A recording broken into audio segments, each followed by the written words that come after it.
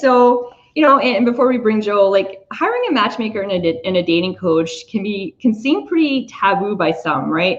And so I know that I've heard many people saying that you should be able to find love organically, but and that you should, just meet someone by chance one day. And yeah, that could happen. But I'm really a firm believer in going after what you want, okay, and not sitting around waiting for it. That's just not me. And so for those of you watching at home, leave me a comment. Be totally honest and tell me if you think that your vegan boyfriend or girlfriend is just going to randomly show up on your door one day, okay? Be honest. All right, so it's time to meet our vegan bachelors and bachelorettes. And first up is Joe. And like Nadia mentioned, he was part of the Blind Love Experiment, which is a show that I did back in May, right at the beginning of the pandemic. And so some of you may recognize him. So here is Joe. And Joe, you can unmute yourself.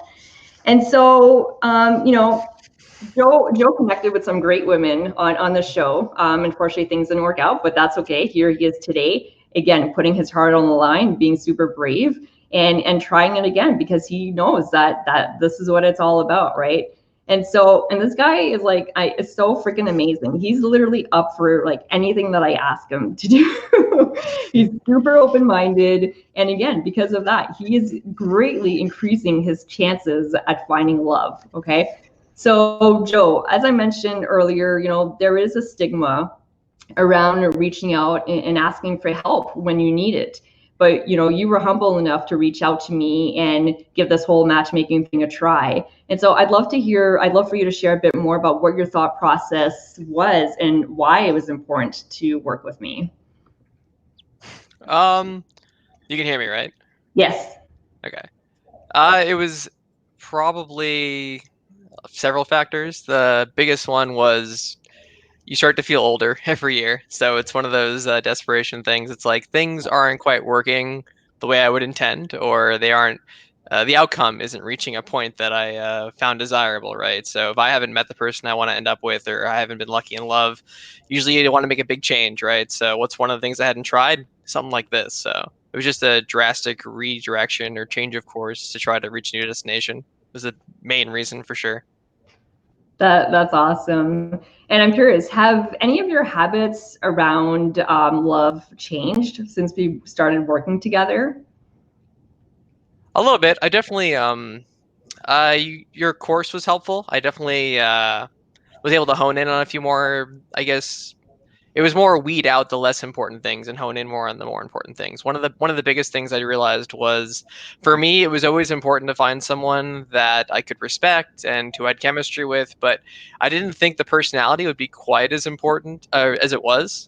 Before I thought that like physical traits, certain physical traits, and even like age ranges would be more important to me, but it's becoming less and less important. So if before like age and physical was like 40 or 50%, now it's definitely like 20% or 15%. Like the respect factor is so much bigger now.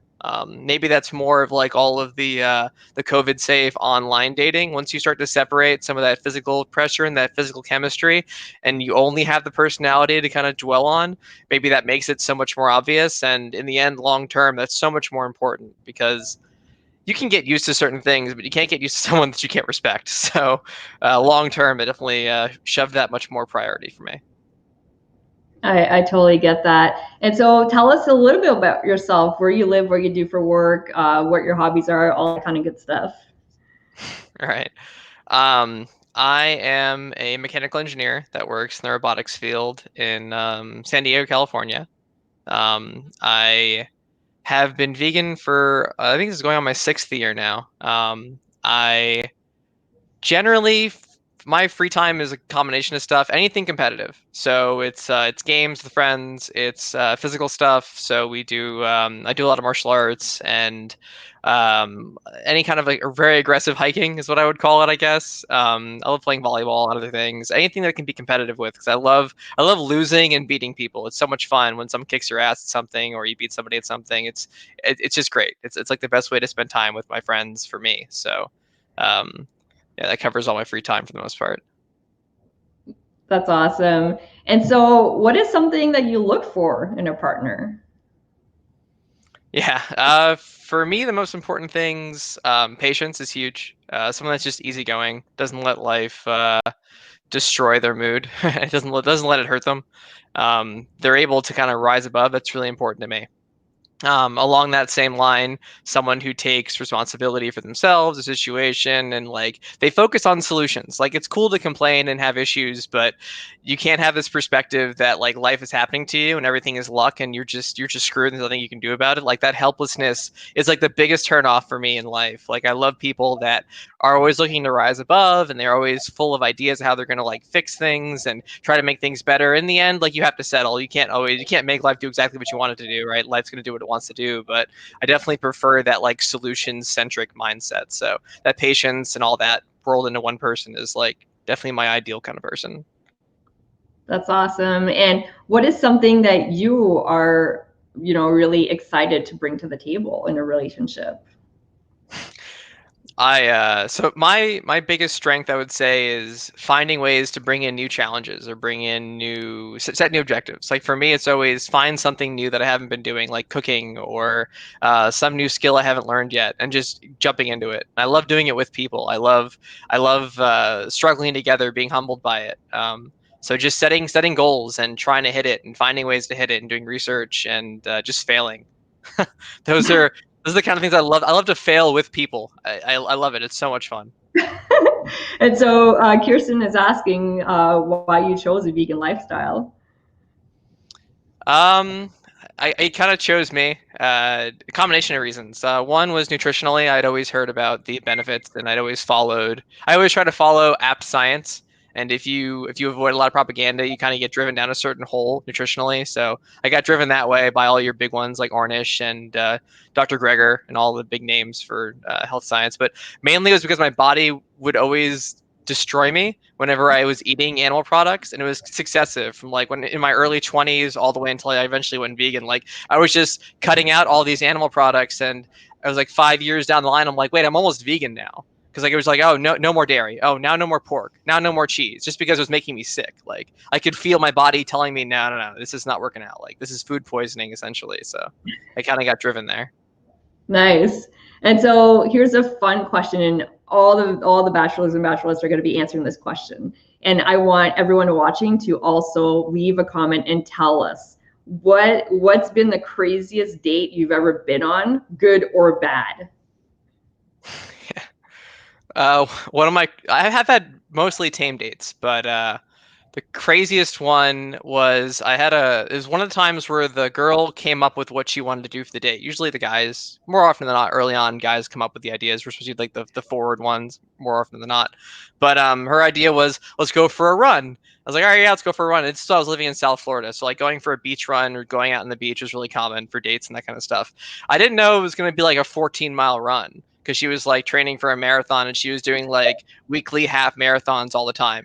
So we go on this essentially like bigger than a half marathon, and I died like 14 or not 14th, maybe 13th or 12th mile in because I was running a lot, but like that was further than I usually would go, and she just emasculated me. It was great. So just being completely emasculated on like a first date with a girl was hilarious. That was good. Nice.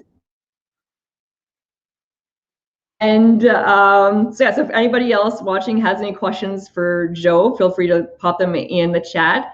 And even if you're watching the replay, okay, you can still ask questions. I will still be personally reviewing and replying to all comments, and so will the bachelors and bachelorettes. Okay, so feel free to leave questions. All right, so now we're gonna bring on Nadia. And Nadia, why don't you tell us a bit more about what people can can expect that are potentially thinking that they might be a good match for Joe? Well, Joe is a Virgo, and that is the sign of Mercury. And Mercury is knowledge, and he's got a lot of it. He is a club card, which means that he's a 7 of clubs. It's spiritual knowledge, and it's a lot of manifestation. He's able to dream of a plan that he wants and manifest it, a person that is ideal for him. He's got that knowledge. He's driven. He is focused, and he's aware of how learning through others exemplifies his love and interest in him. So he's so much his card.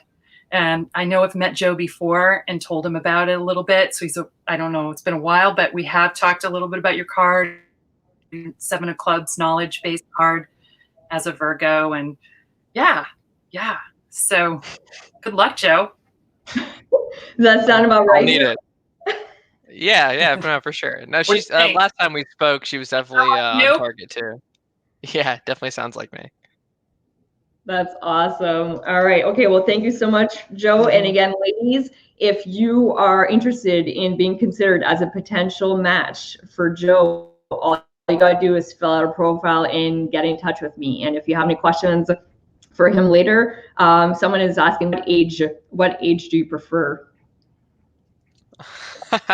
My answer to this is always it's a bit awkward, I guess. I don't know how well I would do if my long-term partner ever left the world before me. So someone that is definitely going to outlive me is my age range that I'm looking for. So just generally around my age is fine. So I'm 30, so not too much higher than that, but ideally lower than that because I get very attached, so I need to be the one that leaves the earth first. So I'm thinking long term if I'm going to restrict based on age. But you've definitely taught me that age is not nearly as important as I thought it might be. But that's generally where any of my age preferences ever came from. Awesome. All right. Okay. Well, thank you so much, Joe. We will come back to you later.